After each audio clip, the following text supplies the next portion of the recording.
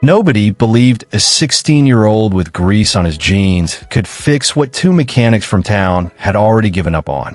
They'd laughed about it at the diner, actually. Said the old man's tractor was as good as scrap, and so, probably, was the boy wasting his Saturday on it. The fog hadn't lifted yet over the Ohio Valley. A Massey Ferguson 165 sat dead in the mud, its engine cold for 11 days. The man who owned it stood at his porch rail, watching a boy he barely knew kneel in the dirt beside it, asking for nothing. By the next morning, that same man would sign over 400 acres. Nobody, least of all the boy, saw it coming. The boy's name was Caleb Whitfield, and he lived 2 farms over from a man named Russell Hartley, on a stretch of Holmes County land where the hills folded into each other like old hands. Caleb's family didn't own much. His father drove a feed truck for the co-op, and his mother kept books for 3 different small businesses just to keep the lights steady through winter. They rented 40 acres and leased the rest, and what they had, they worked. Caleb wasn't the kind of boy who stood out at school. He didn't play ball, didn't chase girls with much success, didn't say more than he needed to. What he did, instead, was fix things. Lawnmowers first, when he was 9, taking them apart on the back porch just to understand why they stopped. Then a neighbor's generator. Then his uncle's grain auger, the summer he turned 13, after the dealership quoted $900 in 3 weeks' wait. He kept a notebook, spiral-bound, the cover long gone, replaced by a strip of duct tape that said nothing. Inside it, in pencil, he wrote down everything he learned: torque specs, fuel mixtures, the particular whine a bearing makes 40 hours before it fails completely. He didn't show it to anyone. It wasn't for anyone. Russell Hartley was 78 years old and alone. His wife, Dorothy, had died 6 winters back, and his only son had moved to Phoenix after a disagreement nobody in the county fully understood, though everyone had a theory. Russell ran 400 acres of corn and soybeans by himself, with help hired in for planting and harvest, and a body that no longer cooperated the way it once had. His hands shook some mornings. He didn't tell anyone that, either. The 2 families weren't close.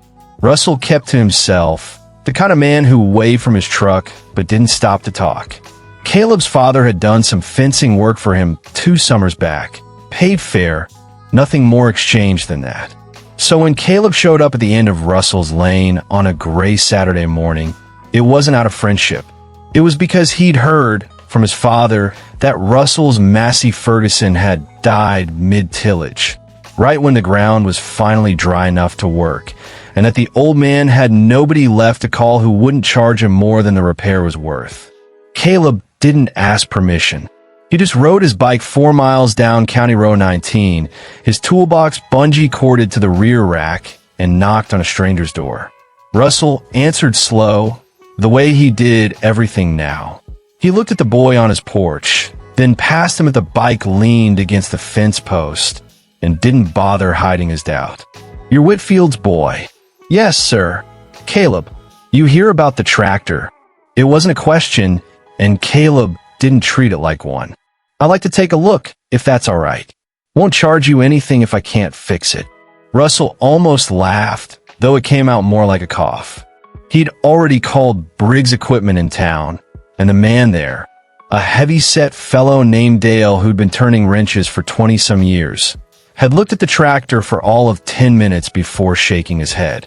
Said the injector pump was likely shot, maybe the whole fuel system gone bad from sitting on old diesel, and that with parts and labor, Russell was looking at close to $2,200. If Briggs could even get to it before the ground dried out completely and the planning window closed.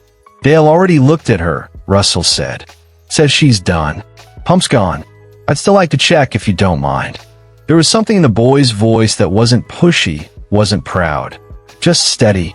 Russell, who had nothing left that morning but a dead tractor and a closing window, found he didn't have the energy to argue with a kid who wasn't asking for money. "Suit yourself," he said. "Don't go expecting different results than Dale got." He went back inside. He didn't offer coffee.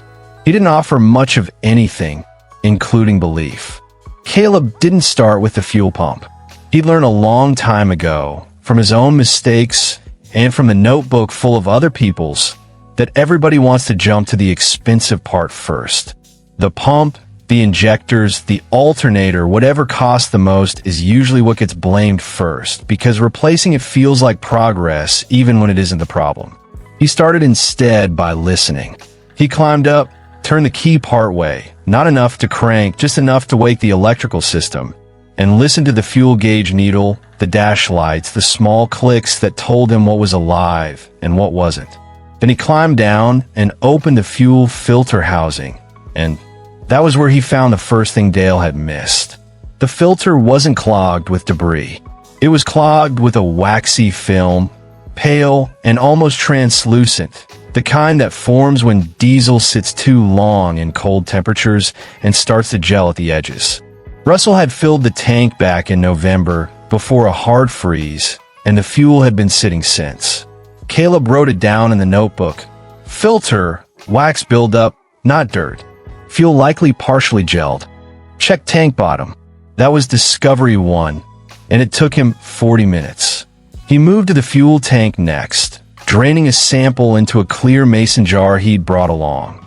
An old trick his uncle had taught him, because you can't diagnose fuel you can't see. The diesel came out cloudy at first, then settled. And at the very bottom of the jar, after 20 minutes of sitting untouched on the tailgate of Russell's truck, a thin layer of water had separated out. No more than a quarter inch, but enough. Condensation built up over a winter in a tank that had been left too empty for too long. Water in the fuel line would starve the injector pump exactly the way Dale described. But it wouldn't mean the pump itself was broken. It would mean the pump was being asked to do something it physically couldn't, fighting fuel that wasn't really fuel anymore. That was Discovery 2. Caleb wrote it down, underlined it, and sat back on his heels for a long moment, thinking. Russell came out around noon, not to help, just to check that the boy hadn't given up and gone home. He found Caleb elbow deep in the engine bay. Fuel lines disconnected, a length of clear plastic tubing run from the tank to a hand pump he'd brought in his toolbox. Dale said it was the injector pump. Russell said again, like repeating it might make it more true. Could be, Caleb said, not looking up. But I want to rule out the easy stuff first. Cheap stuff's usually the real problem. Expensive stuff just gets blamed because it sounds more serious. Russell didn't say anything to that. He went back inside. By 2 in the afternoon, Caleb had drained the tank completely. 11 gallons of bad fuel. Run through a funnel line with a clean rag to catch what sediment he could. The water poured off separately into a bucket. He flushed the lines with a can of fresh diesel he'd bought himself for dollars and change at the gas station on Route 62, money he didn't ask Russell to pay back. He replaced the filter with a spare he kept in his toolbox, a habit from fixing his own family's equipment, where buying one filter often meant buying 2, just in case. Then came Discovery 3, the one that mattered most. With the fuel system clean and a new filter in place, Caleb went to crank the engine and got nothing but a slow, weak turn from the starter. Not the dead silence of a truly failed injector pump, but the sound of an engine that wanted to start and couldn't quite get there. He checked the glow plugs next, the small heating elements that warm a diesel engine's cylinders before ignition in cold weather. One of the 4 read open on his multimeter, burned out, simple as that. An $11 part that Dale, fixated on the bigger and more profitable injector pump diagnosis, had never bothered to test. Caleb wrote the final line in his notebook around 4 in the afternoon, as the lights started going gray again. Glow plug number 3 dead. Fuel system clean now. Should start once plug replaced. He didn't have a spare glow plug. He rode his bike 6 miles round trip to the auto parts store in town before it closed at 5, paid for it himself, and rode back in the cold with it zipped inside his jacket so the wind wouldn't chill the metal too much before installing it. The window for planting in that part of Ohio doesn't stay open long. Soybeans need the ground at a certain moisture, a certain temperature, and once the rain comes back, which the forecast said it would, by Wednesday, Russell's 400 acres would sit untouched for another 10 days, maybe more, pushing his harvest later into a season that already ran tight against the first frost. Russell had spent that week making calls. Continental Trust, the bank that held his operating loan, had been patient the past 2 seasons, but patience in agriculture has a ledger of its own. His loan officer, a brisk younger man named Pruitt, had mentioned gently but clearly that a third late or reduced harvest in a row would change the terms of next year's renewal. Russell hadn't told anyone that. He'd barely admitted it to himself. He'd also quietly looked into selling. Not the whole farm, just leasing out 200 acres to a larger operation nearby, the Caldwell family, who farmed 6,000 acres with 3-case IH combines and machinery that never broke down because they replaced it before it could. Russell had turned 60 pages of his life's accounting over and over in his head and kept landing on the same uncomfortable arithmetic. A man alone, with failing hands and failing equipment, was not a sustainable thing. Dale from Briggs Equipment, when he heard through the grapevine that Russell hadn't brought the tractor in yet, called to check on it. "You still got that Massey sitting?" Dale asked. "I can probably get a truck out there Thursday. Get that pump swapped before the rain comes back." 2002, like I said. "I'd hate for you to miss the window over a part." "Boy's been working on it," Russell said. There was a pause on the line, and then a short laugh. Not unkind, just certain. "Whitfield's kid." "Russell, I appreciate folks wanting to help, but that pump's a precision part. It's not something you learn on YouTube on a Saturday afternoon." He drained the tank. Found water in it. "Could be," Dale said, "the way people say could be when they've already decided it isn't. But water in the fuel doesn't usually kill a pump outright. I stand by what I found. You let me know if you want that truck out there." Russell hung up and looked out his kitchen window at the boy still crouched by the tractor in the fading light, methodical, unbothered, writing something down in a notebook he kept tucked in his back pocket. Russell had farmed that ground for 51 years. He had never once seen anybody work a problem the way this boy was working it. Not faster, not louder, just more thoroughly, like the answer was a thing you could corner if you were patient enough. He didn't say any of that out loud. He just kept watching. The glow plug went in at 6:40, the light nearly gone, Caleb working by the glow of a headlamp his father had given him 2 Christmases back. Russell had come back out onto the porch, arms crossed against the cold. Not because he expected anything different than what Dale had told him, but because some part of him didn't want the boy finishing alone in the dark. Caleb climbed up, turned the key, and waited the few seconds for the glow plug light to go out. The Massey Ferguson 165 turned over once, coughed, and caught. Rough at first, the way a diesel engine does after a long sleep, then settling into a steady, even idle that filled the whole yard with sound. Neither of them said anything for a moment. The engine just ran, exhaust curling up gray against the dark tree line, and Russell stood there with his arms still crossed, like he was waiting for it to stop again and prove itself a fluke. It didn't stop. Total cost was about $15, Caleb said eventually, climbing down.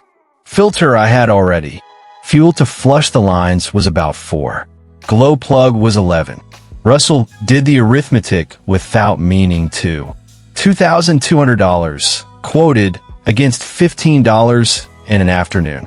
He thought about Pruitt at Continental Trust, about the Caldwells circling his back 200 acres like the answer was already decided, about how close he'd come to believing that what was broken on his farm, the tractor, the operation, maybe himself, was beyond fixing by anything other than money he didn't have or land he'd have to give away.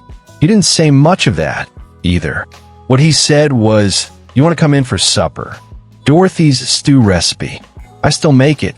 Caleb said sure, and washed up at the spigot by the barn, and they ate at a kitchen table set for 2 people who weren't related, mostly in silence, the kind that wasn't uncomfortable so much as it was full. It was near 9 that night, the dishes done, when Russell finally said what he'd apparently been turning over since the engine first caught. "I don't have anybody," he said. "Not really. Not anybody who'd want this, the work of it, I mean. Not the land. Anybody can want land." He looked at Caleb steadily. Not many people can want the work. Caleb didn't know what to say to that, so he didn't say anything. Russell let the silence sit a while longer, then said, "Come back tomorrow morning. There's something I want to talk through with you and your father both."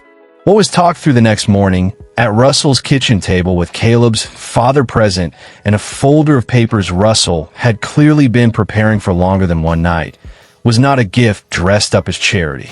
It was an arrangement, a transfer of the deed, structured through a lawyer in town over the following weeks, with Russell retaining the right to live in the house and remain involved in the operation for as long as his health allowed. In exchange, Caleb and his father would take on the running of the 400 acres, starting that same planting season, with Russell teaching what he knew until there was nothing left to teach. It wasn't framed by anyone at that table as payment for a tractor. Russell said as much himself. "Nobody gives away 51 years of land over a glow plug," he told them. "You give it away because you finally believe somebody will keep it the way it was meant to be kept." The news moved through the county the way news does in farm country. Slow, then sideways, then everywhere. Dale at Briggs Equipment heard about it from a customer and didn't say much when asked, just allowed that the boy had always been thorough when he'd sold him parts over the years. The Caldwells heard about it and quietly stopped inquiring about the 200 acres. Pruitt at Continental Trust heard about it and called Russell to confirm the new arrangement for the loan paperwork. And that, too, went smoother than expected, since a 16-year-old with a notebook full of careful diagnoses turned out to be, on paper, a far steadier risk than a man farming alone at 78. Caleb didn't tell the story at school. A few people heard it from their parents and asked him about it in the hallway, and he gave short answers, none of them dramatic. "I just fix his tractor," he'd say, and leave it there like that was the whole of it, which in his own mind, it mostly was. He kept the notebook. He started a new page in the back for Russell's farm specifically. Soil readings, equipment maintenance schedules, the things Russell knew by feel that Caleb was now learning to know by record. Russell, for his part, started sitting on the porch most mornings instead of working the ground himself, watching Caleb run the Massey Ferguson 165 across the same 400 acres he'd run it across for half a century. And there was something in the way he watched that wasn't grief. Exactly. It was closer to relief. Hit subscribe if you're watching this from small town where everybody still knows whose tractor is parked at whose place. Hit it if you've ever fixed something other people had already given up on, just because nobody asked you to and you did it anyway. Stories like Caleb's don't usually make the news. They make the rounds of the feed store instead, told slow, told true, and that's exactly where this one belongs. There's a particular kind of knowledge that doesn't come from school and doesn't show up on any transcript, and Russell hardly understood that better than most by the time he was 78. It's the knowledge of land, not what it's worth, but what it asks of a person. Patience, attention, the willingness to get your hands dirty over a problem nobody's paying you to solve. Caleb never thought of himself as someone who'd inherited a farm. In his own mind, he just kept doing what he always did, listening before guessing, checking the cheap part before blaming the expensive one, writing it all down so the next problem will be a little easier than the last. The farm came after. It wasn't the point. It was just what happened to be sitting nearby when somebody finally noticed the way he worked. Russell, in his last years, used to say that the land doesn't care who owns it on paper. It only cares who shows up, who walks the rows in April to check for standing water, who notices the glow plug before it costs you the planting season. The deed is just a record of something that was already true. Out on that ground today, If you drove past on County Road 19, you'd see a young man on a Massey Ferguson that's older than he is, and an old man on the porch who isn't farming anymore, but hasn't really left either. Neither of them tells the story much. It isn't a story to them. It's just Tuesday, and the fields need turning, and the work, like it always has, goes on quietly in the hands of whoever's willing to do it right. That, in the end, is the only inheritance that was ever really given. Not the acres, the willingness.